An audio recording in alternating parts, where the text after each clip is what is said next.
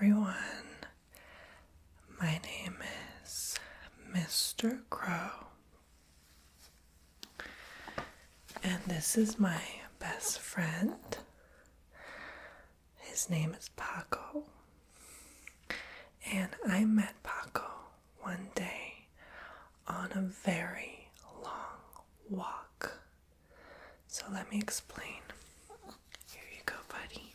I'm gonna put him down for now because he's getting a little tired.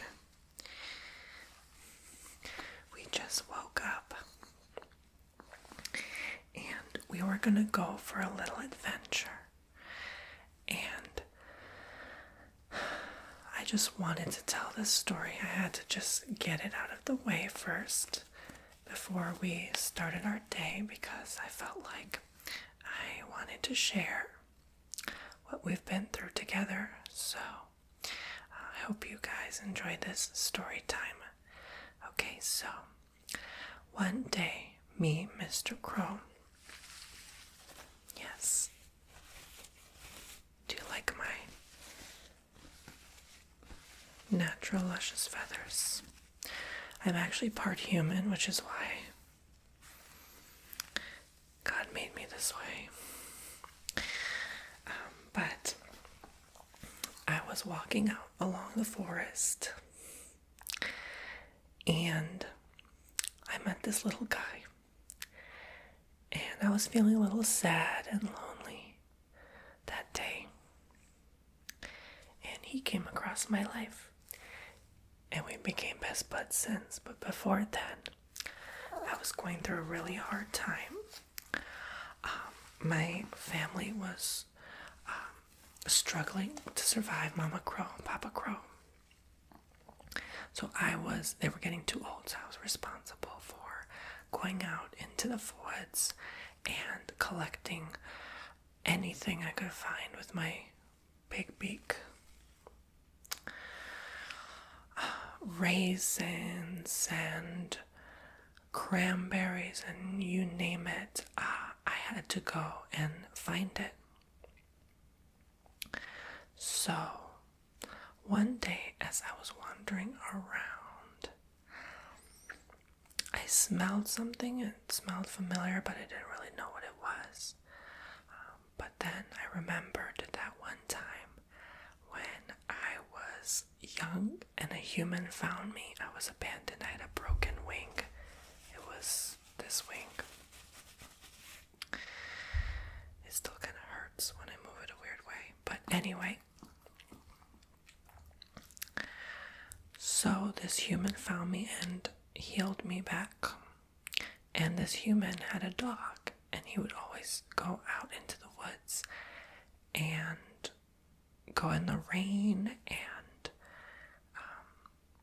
help collect rainwater for the farmer, because sometimes there would be droughts. And so that smell reminded me of wet dog smell. So I found Paco here, and he was soaked. The poor guy was drenched in water. I'm going to put him down because he wants to take a nap. But he was drenched with water. You can tell your little story if you want, how cold you were. Yeah, like he was smelling like I was smelling, like with my big beak. And I was like, okay, what is that? Like, what could that be from? And I found him. He was shivering. And I said, are you okay? And he said, no, I'm very cold and I'm frightened. And obviously, like, you guys on YouTube can't hear him talk, but I can because I'm an animal, well, part hybrid. And I could actually, like, hear him, like telepathy.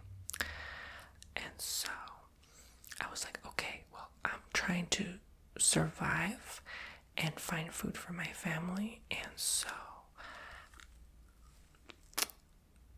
I need to help find food for this dog too.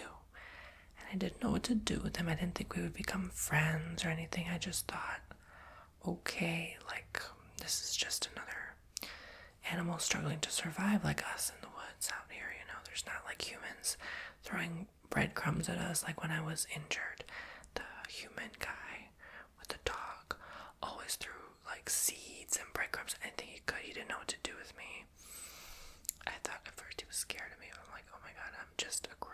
Like, yeah, it's not a big deal, right? Like, I'm not a lion, right? Like, there's this myth that we're evil or that we just come from another underworld. Like, really, do I look like I came from? Anyway, let's not go there. So, my point is, my beautiful features that crows always have are not gonna help me feed myself, right? Like, if a human being is beautiful, like, maybe they could get paid for that, but not me, honey. So I had to struggle to survive on these woods. So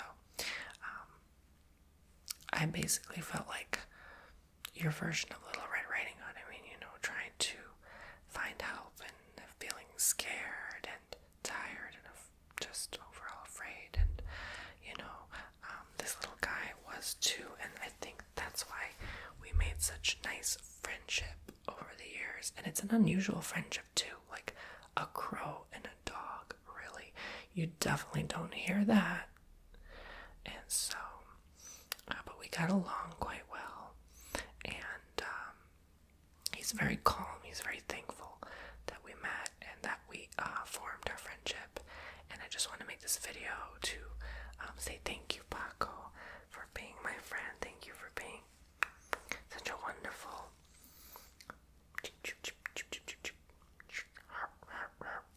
I'm just talking to him in crow language.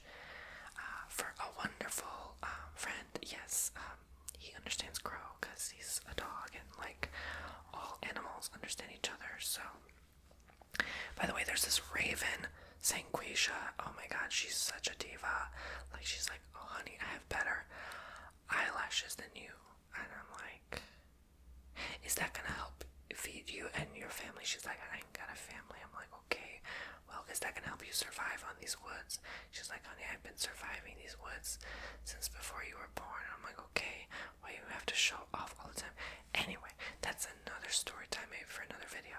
Okay, I don't see her with internet connection doing a YouTube video, but anyway.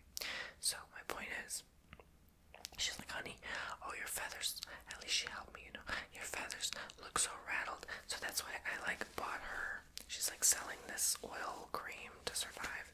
And so I put it on my feathers, and ever since then they're so oily and shiny. But I do have to shower more often than usual, which is really irritating. It gets on my nerves because I don't like to shower with rainwater too much, because then I start to smell like a wet dog too. So, but yeah. So anyway, I want to go into our friendship more now that you know a little bit about myself. Paco and I usually like to play bingo on Wednesdays. I'll just pick up some wood chips from outside, and we'll improvise and use those as our markers. And he usually likes to win because he's lucky, because I guess he is lucky because, I found him. I mean, he almost didn't make it in those woods. Yeah, he's a very good boy, aren't you? So, yeah, we became friends. I'm much bigger than him, but that doesn't intimidate him in the slightest. He's really strong, and he knows I've been through some things as well, and so I feel like we get along because of that, because we've both grown up with hardship. Paco was raised by a really neglectful father, and that didn't talk to him at all. And so one day he just ran out the house, and that's why I found him in the woods. And he definitely struggled with that. He had to take some time in telling me and trusting me, because he was really afraid, and he didn't want his father finding out, because his father was like, okay, if you ever run away, I'm gonna find you, I'm gonna make sure you come back home. And he didn't want to come back home, right? I mean, it's like a story out of a fairy tale, like Hansel and Gretel or something. It was really scary. I mean, he had a little hard life until, we decided to be roommates and move in together. Yeah, we did, right? Is there something you want to say to the viewers at home? He's saying make sure you subscribe and tap the notification bell and hit all notifications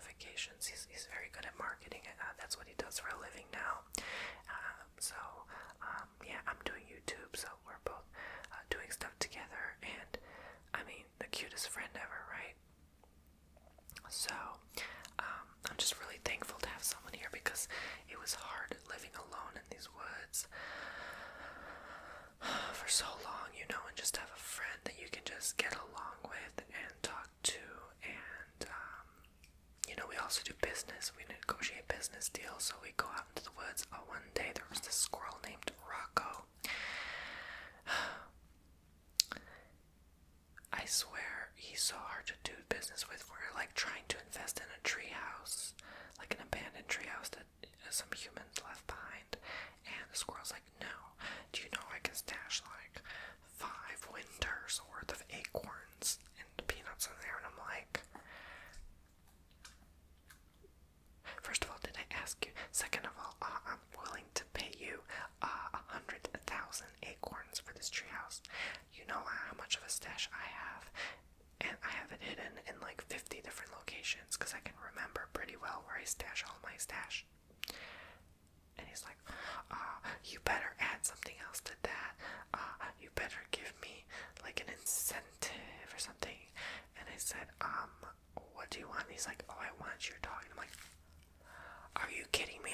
I might as well go sell oil on the side like Sanquisha. I mean, and I was like, oh, by the way, have you tried Sanquisha's oil? And he's like, no, I don't know what you're talking about. And I said, well, it looks like your fur needs it because it's looking a little ashy and dusty. And he's like, so he ran away and he called his friend Jimmy.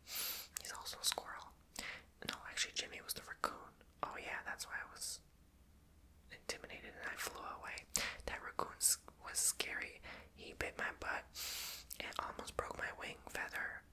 Yeah, my tail feather was almost ripped thanks to Jimmy the raccoon and Rocco the squirrel. So now they're on the not the help wanted list. The wanted list. Well, I've also seen them on the help wanted list, but that's another story. I mean, I thought I was going to be found on the lost and found list because I thought they were going to kidnap me or something. But anyway, my point is, it's that a way to treat a paying clientele is if you don't pay them what they desire is they bite your tail feather, like really. And so I said, okay, anyway, couldn't trust you guys. Good luck selling this treehouse and good luck finding a buyer who has that many acorns stashed away. So I went home crying, and Paco here comforted me. Paco is always so good at comforting people, and just knows exactly what to say, just knows exactly the right things to talk about in the right moments in time. I said you should be a therapist, like, you know, we'd probably make a few more acorns on the side if you did that on top of everything, because the landlord now is trying to increase our rent on our home, and we live in this big willow tree, and oh, he's cleaning my feathers. Don't mind. He likes to do that sometimes and help. And sometimes I fly on his back, like, or I pick him up with my claws gently, and we like go somewhere else faster, because like nowadays even the Eagles are too expensive. The Eagles are our version of the taxi or the Uber that humans take, and they ask for too much. 50 acorns per forest. Oh, that's too expensive, right? And sometimes we have to cross over like 5 river streams, and it adds up. So, you know, on top of that, you know, we have to carry around those acorns to pay to begin with, so they get heavy and they weigh the bird down, and it slows us down. So I'm better off using my wings, although this one's a bit still to this day injured, so I can't go that far, especially carrying a dog around, but thankfully he's not too big. But anyway, my point is, they increased our rent from 1,000 to 1,200 acorns per month. So I said, okay, does it look like we're getting any younger? I'm getting stiff-necked here, like I'm having a problem moving my neck. You know, I'm in my 40s as a bird. In bird years, he's in his 30s. We can't keep working until we pass away, right? So what do you expect? He's like, you know, Asian. He's like 70-year-old. He's also a raccoon. His name is Roger. Yeah, Roger. I own several of these. I even own some pine tree homes. I'm like, such a show off, right? Like, if you own so much, why are you jacking up our rental? But anyway, so I said fine, but I may or may not pay for very long. I may be moving. Where are you gonna move in this economy? There's not enough acorns growing in the trees, so it's causing a shortage. I'm like, oh my god, economics boring, right? And finance, not interested. Okay, I just want to get a move on with my life. And so that's kind of our story of how we are living in the woods. I hope you guys enjoyed this quick little ASMR video with me, Mr. Crow, and Paco. Yes, we're friends, unusual friends, but it works. And I hope you guys enjoyed our submission video for this contest for 50,000 acorns. I hope I win, and if I do, I'm gonna give half of it to a charity of your guys' choice. Alright, bye now, and Paco says bye too. We're gonna go now visit the local art museum, and I think I'm gonna portray myself as a work of art there. Hi poopsies. Oh my gosh, I've been waiting to take this off because it's rubbing against my nose and it hurts so bad. Kind of a funny, unusual take on, well, unusual friendships. I was gonna start this video like this,